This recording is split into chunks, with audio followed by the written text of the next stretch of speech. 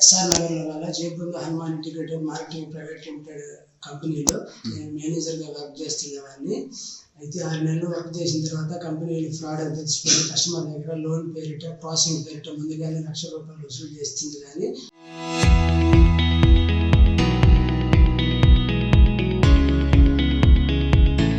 కస్టమర్కు లోన్లు ఇవ్వట్లేదు. అది గ్రహించిన నేను మానుకుంటానంటే నా మీద ఎలివేషన్ తీసుకొచ్చారు.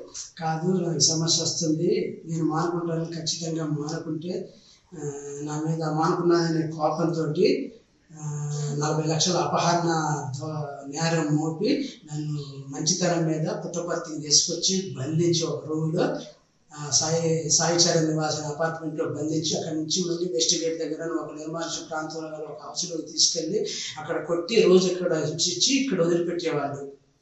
అట్లా చేసుకుంటా వేరే ఊరు మా ఓనర్ పేరు కొండపర్తి వెంకట రామాచారి గారు, కింతల శివలీల అనే వాళ్ళు ఓనర్లుగా ఉన్నారు.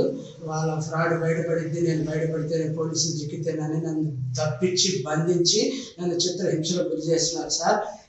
నిన్న రాత్రి ఎవరికి చెప్పకుండా చనిపోదామని ప్లాన్ చేస్తున్నాను సార్, కానీ చావు రాలేదు, కక్కోటమే సరిపోయింది. వాళ్ళ చేతులు పడితే చిత్రహింసలకు గురి చేసి చావడం కన్నా ఈ విషయాన్ని పోలీసులు చెప్పి రక్షణ కల్పించుకోవాలని కోరుతున్నాను. Local to global news at your fingertips. మీ చేతిలో ఒక ఆయుధం. డౌన్లోడ్ రా టీవీ యాప్.